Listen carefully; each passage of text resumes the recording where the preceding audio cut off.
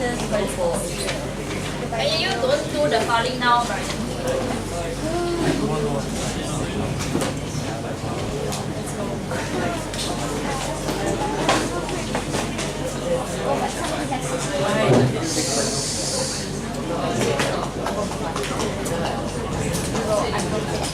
Okay, I realize I missed out on 2 questions that I think are essential for me to actually go through. Okay, let's look at exercise 18.2, question 14.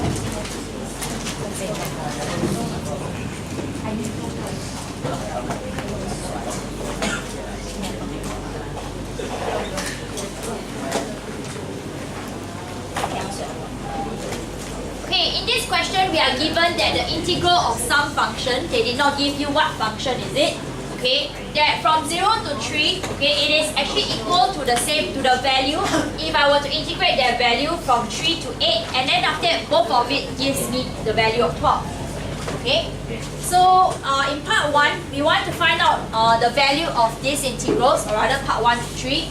Okay, we want to find the values of these integrals, right? Intuitively, now at this point, okay, how would you want to actually go on to solve this question?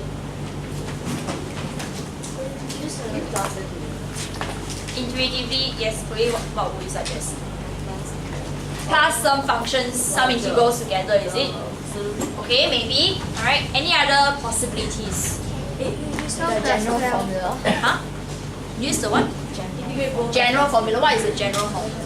What general formula is that? Is it the first one 12 plus 12? Why is it 12 plus 12? Because from 0 to 8. Okay, so in this case, it is not possible for us to integrate, neither is it possible for us to differentiate anything. Okay, so for us to find out what is the value from 0 to 8, okay, we need to realize that 0 to 8 has no difference in the meaning of looking at 0 to 3 plus 3 to 8. Okay, because in this case, if I were to consider it like, for example, a curve, right? Okay, if earlier on I have briefly mentioned that when we integrate things, we are looking at the area under the graph, right? Okay, so if for example 0 is over here, so I want to find out the area from 0 to 8. Okay, this function is definitely a smooth function. Okay, it goes on continuously. So I can always take 0 to 3, then plus 3 to 8. The area is the same. I can always sum them up together like that. Right? Okay, so therefore, for us to find out from 0 to 8, we just have to consider the sum of these two, and that will give me 24. Alright?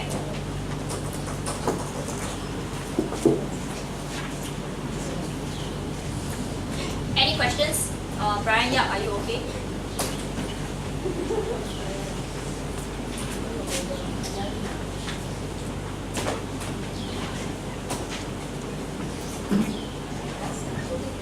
Next, for part 2, we want to integrate from 3 to 8 for the function 1 plus 2f(x) dx. So, what should we do then? Normal integration. What do you mean by normal integration? Like, so 1 becomes x. Okay, so if I were to integrate 1, that becomes x, okay? But how should I present my answer? I cannot just present like that, right? You must square bracket. Okay, square bracket it. No, as in like. Square bracket what? Can you tell me word for word, or letter for letter, or symbol for symbol? What would you be writing?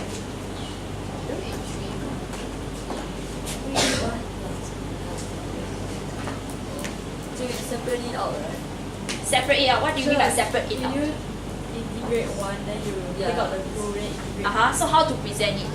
This side equals to integrate 8 dx. Integrate from 3 to 8. 1 dx. 1 dx. Then plus the same thing 2 outside the fx. Okay, 2 outside. Okay. Then you do it. The fx, so you can get 12. X plus 12. Okay. Are we all okay with this presentation? This is logical, right? Okay, we know that when we have a plus inside, we can always separate out the integral, okay, into two separate integrals like that. Okay? So in this case, we know that integrate 1 will give us x. Okay, then after integrating the function 3 to 8 will actually give us that value 12. So this is 2 bracket 12. Alright? So therefore,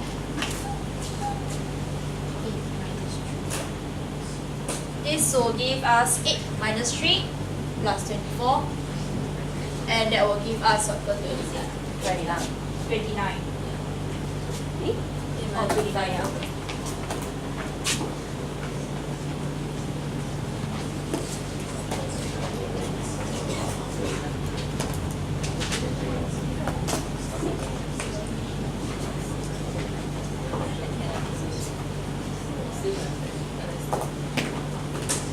Okay.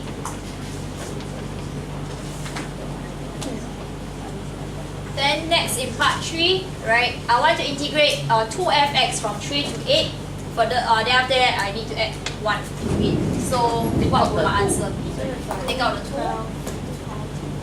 Then you become 12. Okay.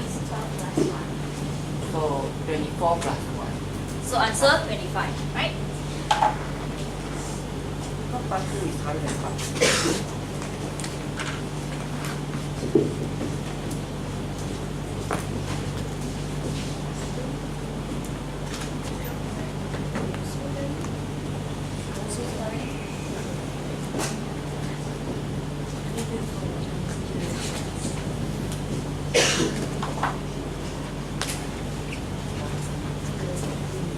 Okay, same question, just that there is this unknown part that follows after that question.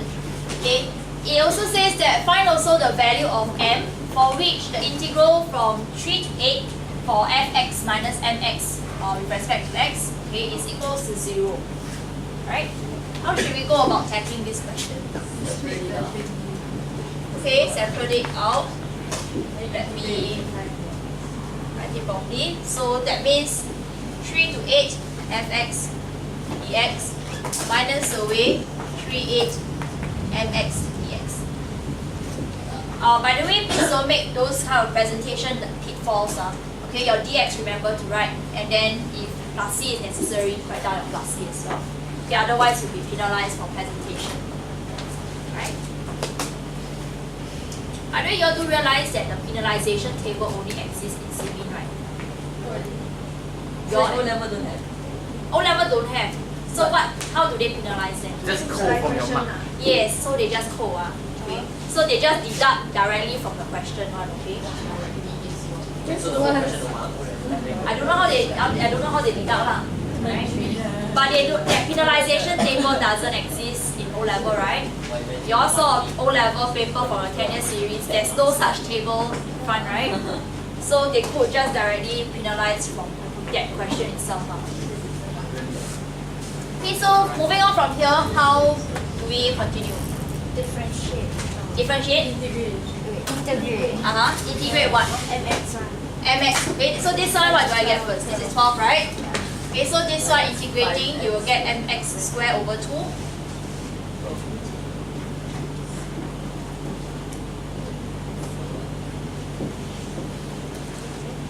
Plus the n. Up to here, is everything correct? Yeah. Yes. N to the 2. N is the first Yes. No, it's a bracket. What's in bracket? And then changes to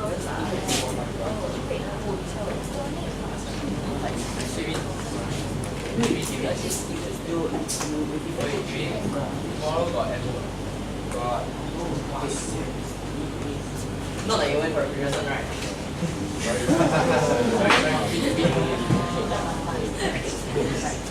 Now we clear, loud and clear. Okay, so in the end, this will give 12 minus x squared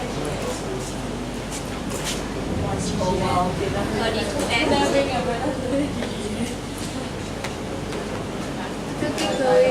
you have your So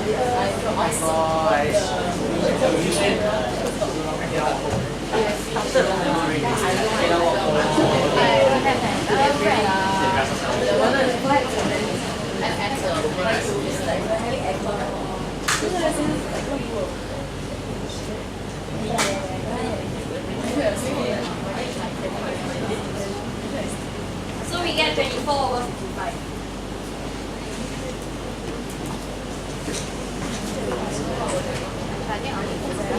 Any questions?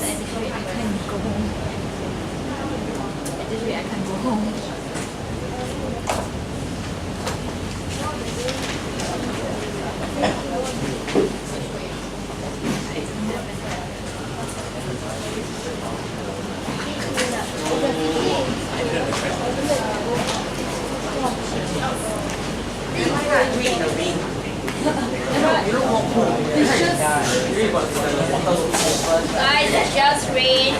So your video audio circle. The audio circle. We have no umbrella. The audio. Fine. We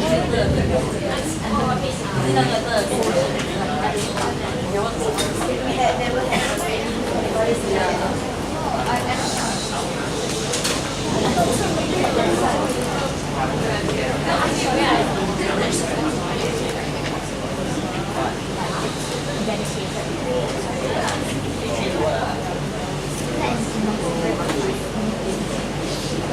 Okay, let's look at question 15.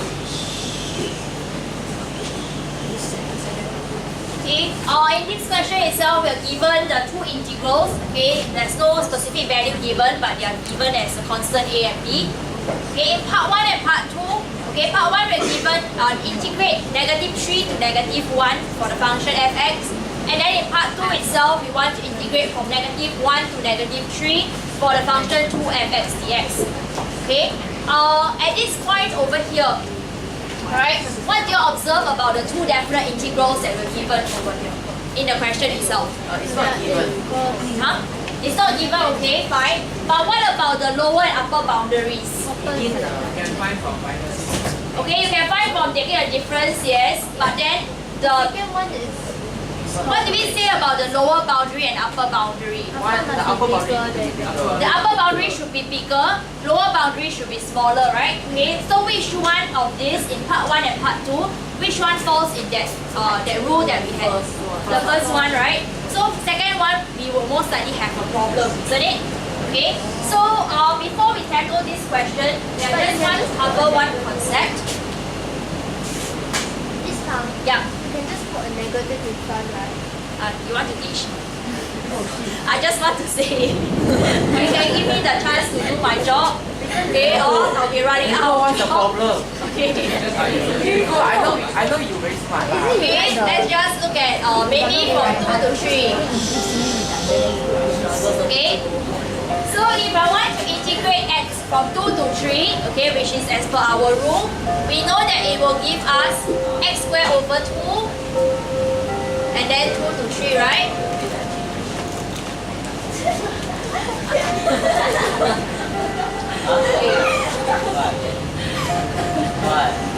So we get this to be 2.5. Agree? But what if I swap the other way around? Okay, if I swap it to be 3 to 2 instead, right, will I still be able to solve it? Okay, let's just do as per normal.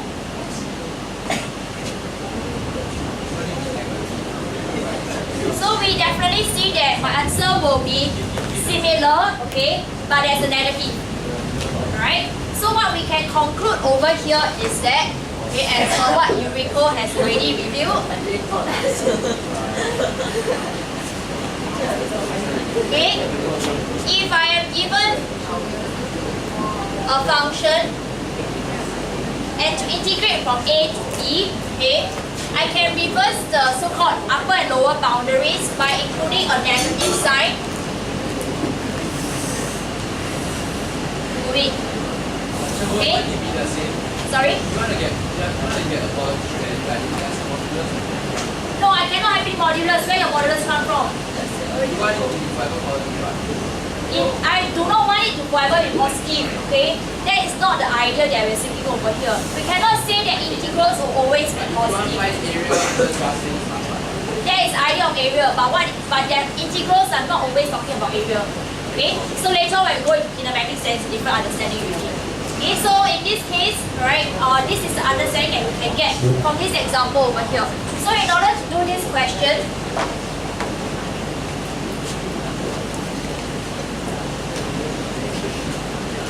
if I want to first find out the integral from -3 to -1 and given -3 to 4 and -1 to 4, okay, what is the difference that I can take?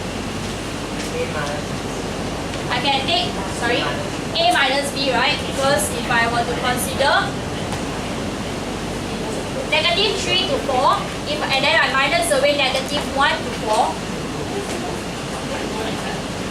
I will be left with -3 to -1. You agree?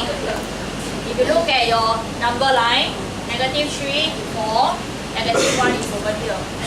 -3 to 4 is this entire part. -1 to 4 is this part here. Oh, okay, I understand. Okay? Haha. Sorry, it's a mess. You understand? This model rough. -3, 4. Oh. This is. So -3 to 4 is here. And then -1 to 4 is this part. Okay, we only want -3 to -1. Alright, so in this case, it will just be a minus b. Okay?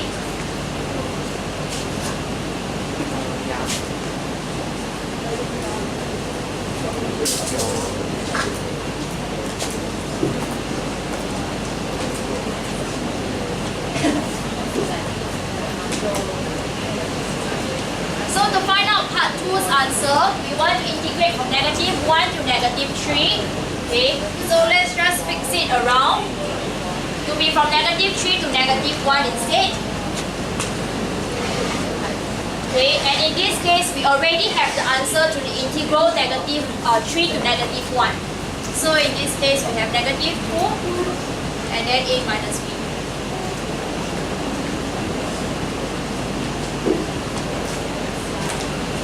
So I can keep my answer in a factorized form or expanded form, either way will do.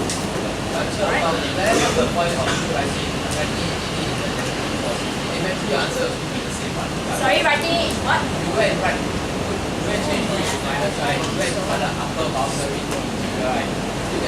You can't solve this, you know, right? How to do it like usual? Can you explain to me? Like as in like Sub what in? -3. How to sub in? Yes, that's how we understand definite integrals. Otherwise, the value will be negative. Okay? Yeah. So, our definite integrals, we should always follow that the bottom one is a lower number and then the upper one must be a higher number. Okay, so that our integral value will be actually positive. Right? So that means just now how you solve that example that you gave, right? Yeah. It's supposed it's wrong one, like you're not supposed to solve it like that. You can solve it like that, but I can tell you very honestly, exam will ask you to find it in that way. They will not ask you to find. They will probably give you unknown integral in the unknown function in the first place. They will not ask you to end up solving it. Yeah, okay, it's meaningless to actually solve it that way. It's not. There's nothing to discuss about it. Alright. Any questions? Okay. If not, then 18.2 I already closed it over here already. Then we'll just look at 18.3.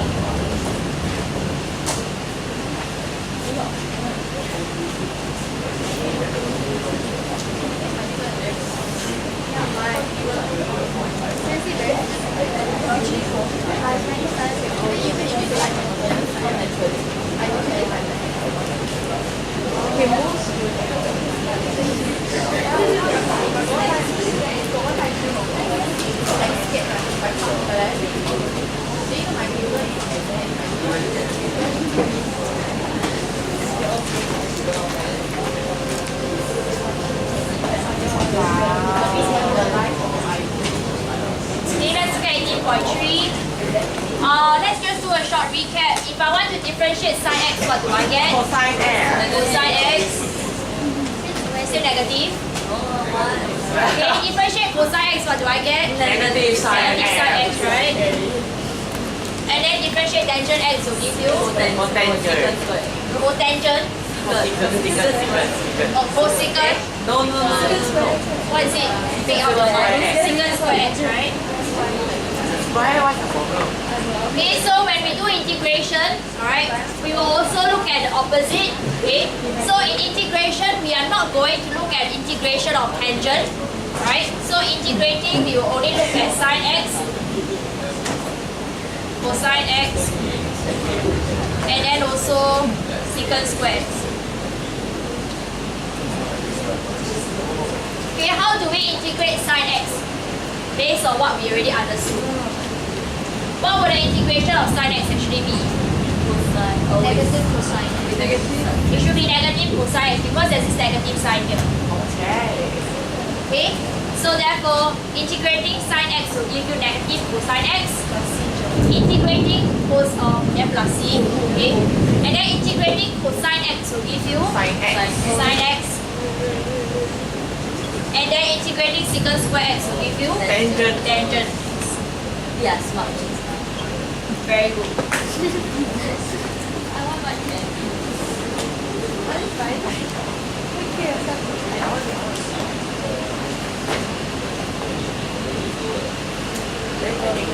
So then can you integrate tangent?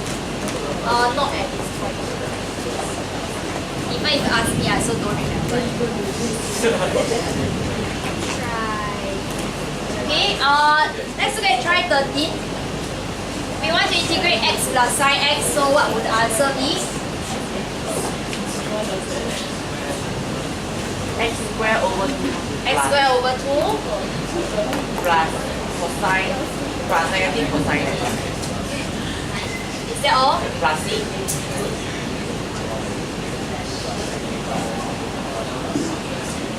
There cannot be definite integrals for this one. Sorry? Definite integrals. Definite integral can apply to this also. Yeah. Definite integral will be able to apply. So definite integral is a skill that you have learned. You apply for any integration that you're doing. Okay? Which actually is in the next one. Great. It's okay, that's right. Okay? What do we get when I integrate this? 3 minus 2 sine x, what do I get? 3x over 3x 3x minus minus 2 cosine x plus 2 cosine x plus 2 cosine x. Anything else? plus c. Plus c. Hey, no. Definitely. No plus. It's definite. Okay, 0 to pi over 2, so 0 to pi over 2. Okay, then press into calculator. Try to leave your answer to accurate exact answers in this case. So we will get 3 and pi over 2 plus 2 cosine pi over 2.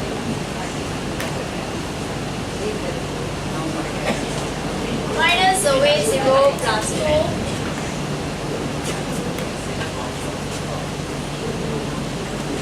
Okay, please don't fall into the trap thinking that cosine 0 is 0.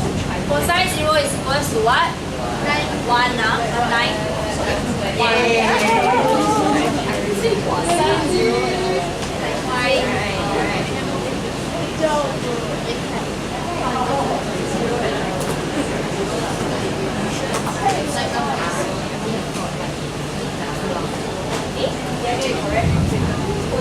pi over 180, right?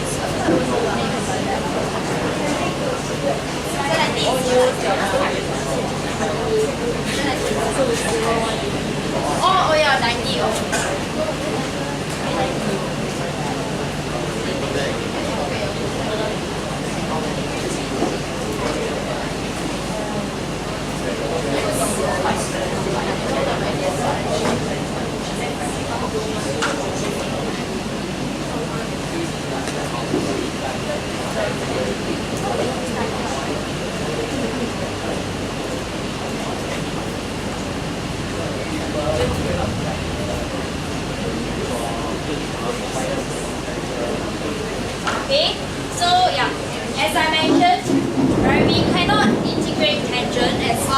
we know our stuff so far. But then, in this question, give your tangent how? Skip the question. Skip the question. Don't do it. Convert it. How? Or you do the alpha. Even if you sine over cosine, you cannot have quotient rule, right? Alpha. R formula. That's so far. Let's take simpler. Then square is the secant cosine square. Very good. Okay, tangent square can link up with secant square, right? Okay. So tangent square x is equals to secant square x minus 1. Remember? Right. Wow.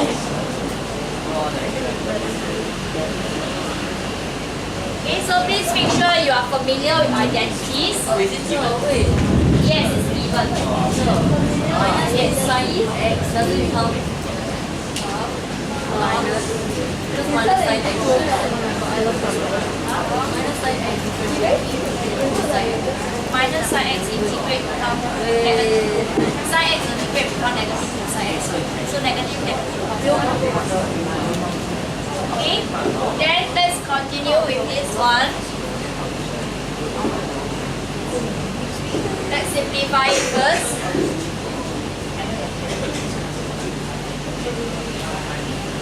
Okay, what do I need to do next then?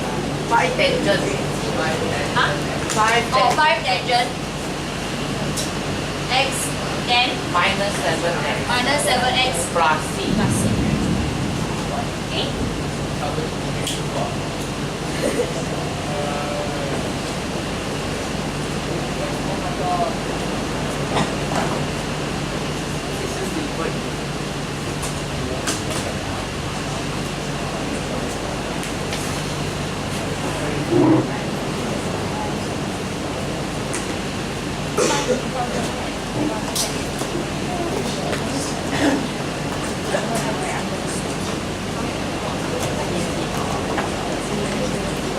Okay, what if I want to integrate 1 plus 2 cosine cube meter over cosine square meter with respect to meter? Oh my god.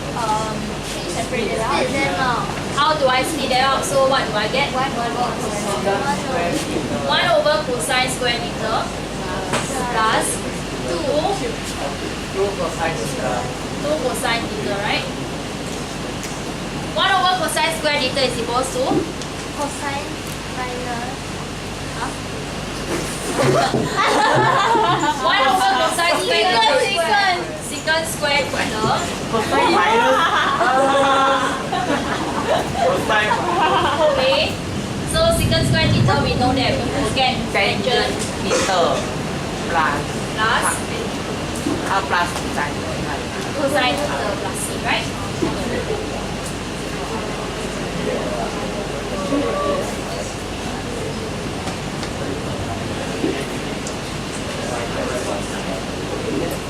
Okay. Any questions?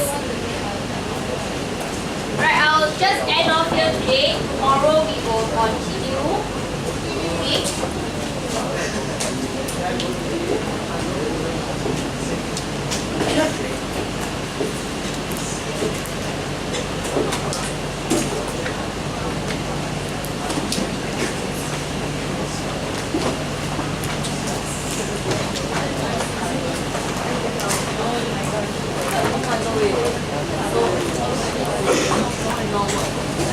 Integrate cosine into sine. Integrate sine into negative cosine.